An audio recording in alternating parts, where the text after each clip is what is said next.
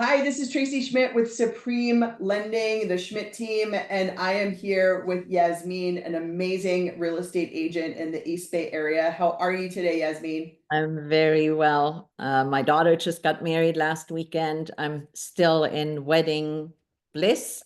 That is amazing. I know that the smile on your face, I can tell even through your text messages, how awesome it was. So congratulations on that. Thank you. That's a great time for people to buy a house, right? When they get married. Leading into that.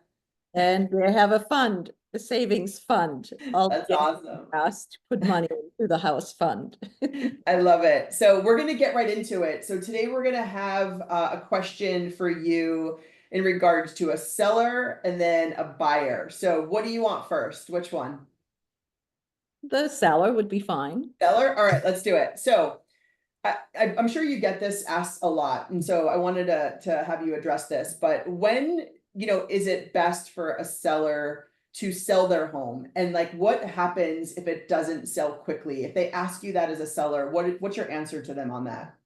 It's actually funny. I've had two listings recently. Well, one just went on the market, and I was in competition with other agents, of course. And I did not come with my analysis. I did not come in at the highest price. And the seller was like, wait a minute, the other person came in, their estimate was 100,000 over to put it on the market. And I said, a lot of agents interview and they give you a high price and they practically buy the listing. So my strategy for listing a home and when is the best time is there is no bad time to sell a home in the East Bay. We Right. we have people coming not only internationally to live here, but also from the South Bay because they are outpriced over there, or for the schools from San Francisco. They love the city, but they now have children and they want to have the good schools. So the East Bay is an ever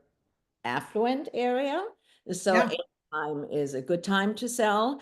And of course, when I listed a house in early January when there was no inventory, and the inventory that was there was actually sitting.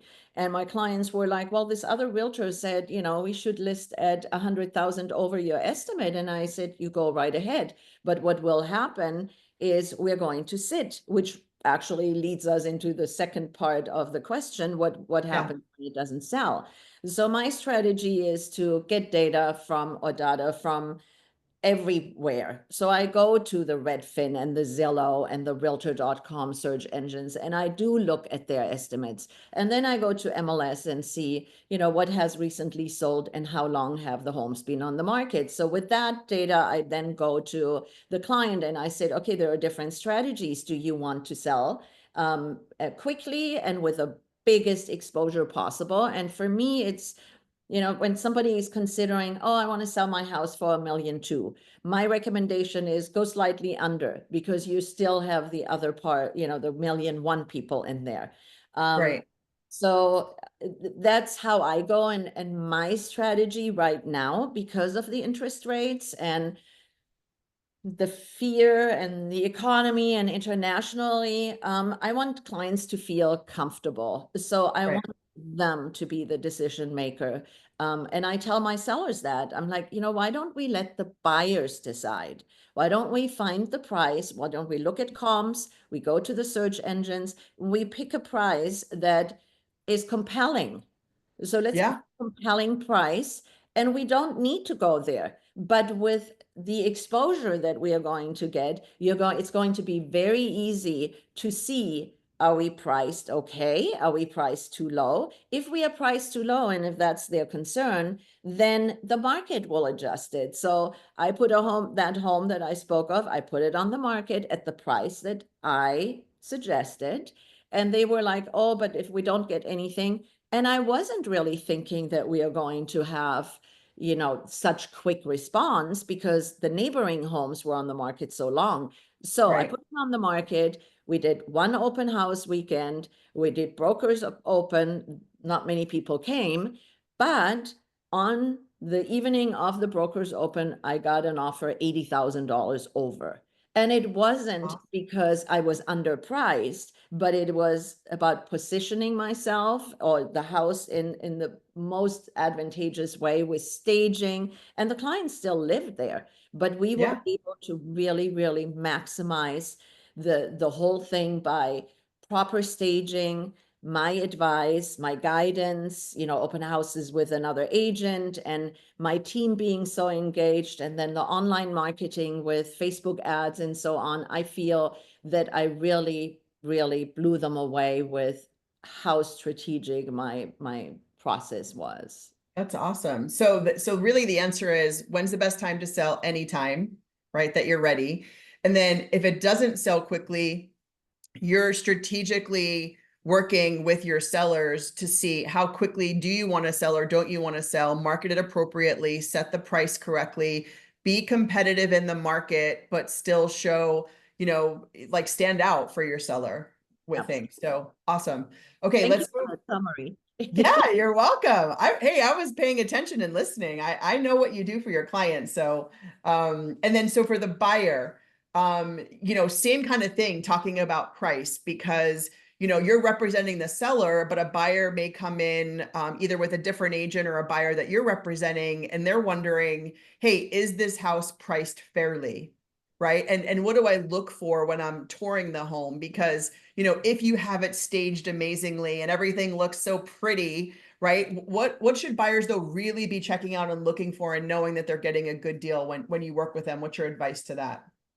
So typically when I represent a seller, I do not double end. I want to be completely committed to my seller, and ethically, I feel, many agents walk the line when they double end. So one of my team members typically steps in, and they work separately, but the buyer is still in contact with me. But that's a side note.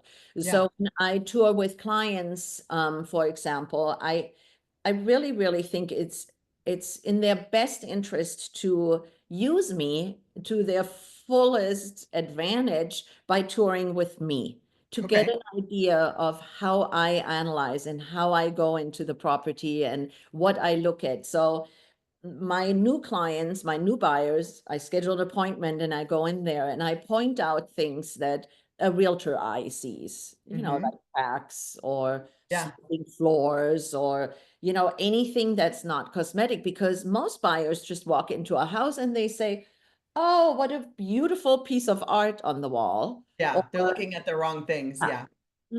I love the kids' room. Oh, I want to decorate like that. I'm like, well, okay, that's all wonderful, but Yeah. stay on track. So Yeah. when I tour with them, I make them aware of things that are not cosmetic. Of course, I typically try to look at all the inspection reports prior to looking at homes and Okay. the disclosure package. And then when I go to the home with them and we know the price, and I look at the comps prior to going to the Right. home, because I try to be as educated as possible and Yeah. working in the entire East Bay. I do homework before I go Yeah. with my It's almost client. the same strategy when you meet with a seller, right? It's looking at the Absolutely. comps and the Yes, value and yeah. absolutely. So, but priced fairly, when you're in multiple offer situation, there is no, everything goes out the window, right? So then it Mhm. becomes an emotional attachment or an emotional sale, and you pay what you think the house is worth.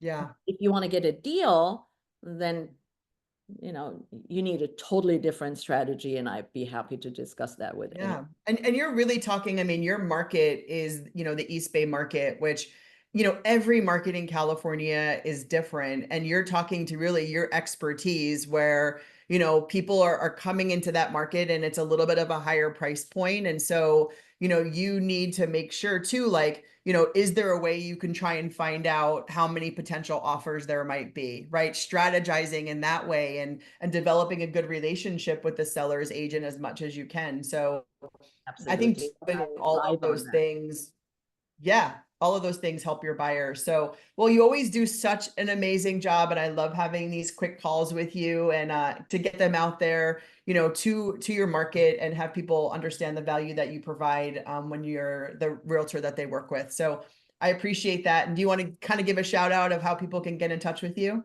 Yeah, text is the best, 925-998-9747. I have a website, eastbayrelocations.com, or email eastbayrelocations@gmail.com. I'd be happy. Awesome. I love it. And I can't wait for our next call. Yeah. Okay, see you soon. Soon. Bye. Bye.